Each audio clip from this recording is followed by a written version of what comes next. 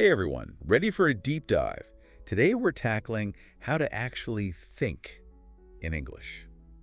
Not just translate in your head, right? Exactly. It's about getting those thoughts flowing naturally. Like you're not even trying. Right. I was listening to this episode of the English Leap podcast, Oh, yeah, I know that one. and they had some seriously cool techniques for this. It's something so many people want to crack. Totally. They even mentioned this wild fact. Okay, what's that? Apparently your brain can, rewire itself for a new language in just 3 weeks. What, in 3 weeks? Yeah, with daily exposure, of course. Ah, well, that's pretty encouraging, actually. I know, right? It's like, just imagine the possibilities. So much faster than people think. Definitely. So, okay, where do we even start? That's the big question. Well, the podcast hosts emphasized that listening is like the foundation. Okay, that makes sense. It's like it compared it to learning to dance. You got to start with the basics. Yeah. One of the hosts even said they used to just have English podcasts playing in the background. Almost like music. Yeah. And over time, they started picking up phrases without even realizing it. That's how I learned so much music as a kid. I bet. The other host talked about watching sitcoms. Even if you don't get all the jokes at first. Exactly. But they eventually found themselves following whole conversations. That aha moment. It's pretty magical, right? Yeah. When you realize you're understanding more and more. It can be a huge motivator to keep going. Definitely. So listening's key, but then they talk about the power of repetition. Not just learning new stuff all the time. Right. But mastering what you already know. Oh, so you're not constantly bombarding yourself with new words. Yeah, one of the hosts mentioned listening to the same 5-minute audio clip over and over again. Wow, that's dedication. They went from barely understanding anything to silently mouthing along with it. That's so cool. It's like practice makes perfect. Right. And the other host had this tip where they would practice simple phrases like, "Could you repeat that?" Oh, yeah, just basic stuff. Until it felt completely natural to say. So it's ready to go in real conversation. Exactly. Okay, now for a fun technique. Creating mini stories. To practice thinking in English. Yeah. They gave this example. Chris walked into a bakery on a rainy day, bought bread, and slipped on a pedal. Okay, sounds simple enough. But the key is asking yourself questions about it. Like, where did Chris go? Or, why did he slip? So you're forced to think in English to find the answers. Yeah, it's like a fun little mental workout. Definitely more engaging than just memorizing vocabulary lists. And it highlights the importance of context, too. Because words have so much more meaning when they're part of a story. Absolutely.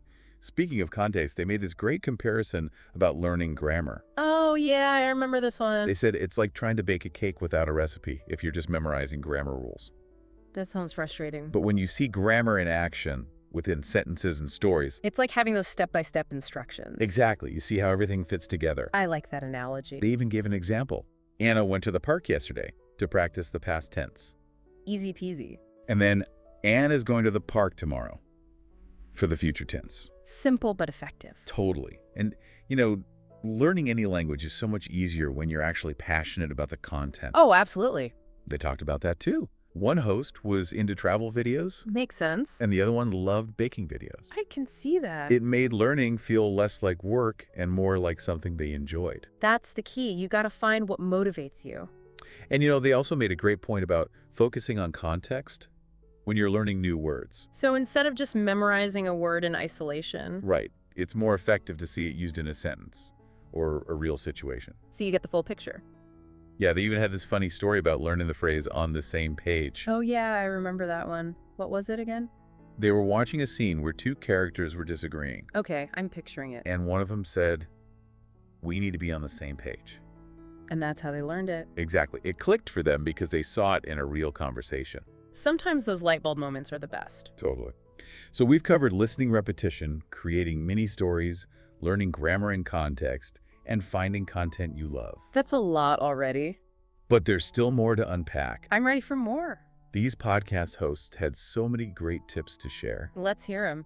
You know, one thing that really stuck with me from that podcast? What's that? They were really big on building daily habits for language learning. Oh yeah, they talked about that. Like, it's not about cramming for hours at a time. More about making it a part of your routine. Exactly. Even just 10 or 15 minutes a day can make a difference. They said that. Yeah, like reading a short article or listening to a quick podcast. Small, consistent actions. That's what adds up over time, right? It's so true. And they had this great point about how it keeps the language fresh in your mind. If you don't use it, you lose it. Pretty much. So making English a regular part of your day It reinforces what you've learned. builds that foundation. They actually had a really good analogy for it. What was it? They said it's like watering a plant. Okay, I like that. If you only water it once a month, it's going to wither, Makes sense. but a little bit each day and it'll flourish. Perfect analogy. Right. So we've got listening repetition, creating mini stories, learning grammar and context, finding content you love, and now building daily habits. What a list. And there's still more. Okay, hit me. This one's a big one. Embracing mistakes and just starting to speak. Yeah, that's crucial. They said mistakes are proof you're learning. And we shouldn't be afraid of them. Exactly. One of the hosts even talked about talking to themselves at home. Just practicing simple phrases. Yeah, to build that confidence. I've totally done that. I think we all have at some point. It's about creating that safe space to experiment. And, make mistakes, learn from them. They had this great line about it. Remind me. Something like, the only way to get better at speaking is to actually open your mouth and speak. Uh-huh. That's so true. It sounds so obvious, but sometimes you need that reminder. It's like anything else, the more you practice, the more comfortable you become. I was thinking back to when I was first learning experts' other language. Yeah. I was so scared of messing up that I barely spoke at all. It's easy to get stuck in that fear. But then I realized everyone makes mistakes. Even native speakers. Totally. It's just part of the process. Okay, so we've talked about all these strategies for thinking in English. Like a whole toolbox. But what does it all actually mean for our listeners? Good question. What are the key takeaways? Well, I think the biggest one for me is that thinking in English, it's not some magical ability. It's a skill you can develop. Exactly, with the right approach and consistent effort. It's about rewiring your brain Creating those new pathways. so the language flows naturally. And honestly, I think it's also important to embrace the journey. What do you mean? Well, language learning, it's not always easy. There are definitely ups and downs. Sometimes you're frustrated, sometimes you feel like you're making amazing progress. It's all part of the process. I also love how they emphasized finding what motivates you, And using that to fuel your learning. whether it's travel videos, baking shows, music, whatever. It's gotta be something you enjoy. Makes it feel less like a chore. Oh, you mentioned earlier that the podcast episode had a free PDF guide. Yeah, they did. I think they said it was full of tips and exercises. To help put these techniques into practice. Like having a little language coach in your pocket. I love that. So before we wrap up this part of our deep dive, Okay. what's the most important thing for our listeners to remember? That's a tough one. What's that one piece of advice? Honestly, I think it's just start. Don't wait for the perfect moment. Don't get bogged down in feeling like you need to know everything. Or speak perfectly from day one, Just take that first step.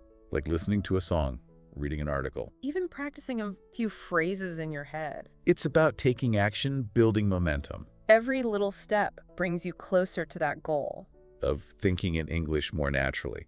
And don't forget to be patient with yourself. That's important. Language learning, it takes time and effort. But with consistent practice and the right mindset, You can do it. it's so inspiring how those podcast hosts approach it.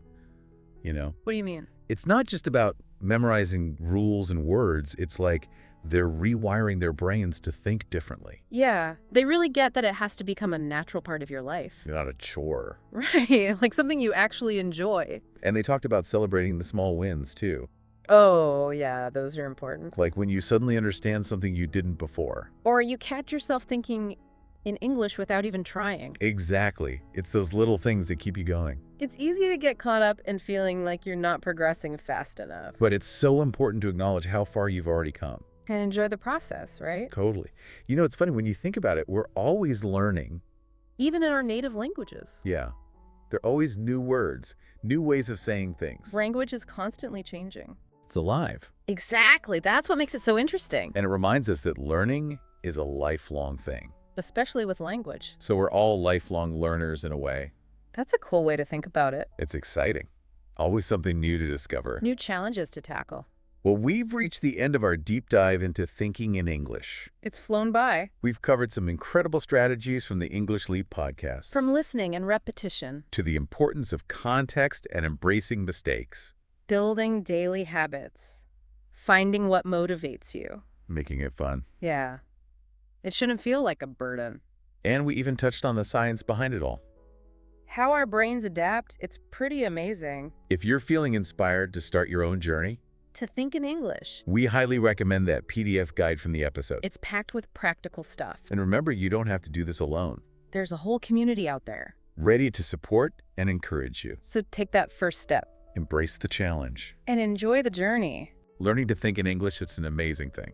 It really is. Keep practicing, stay curious. And never stop exploring. Thanks for joining us on the deep dive, everyone.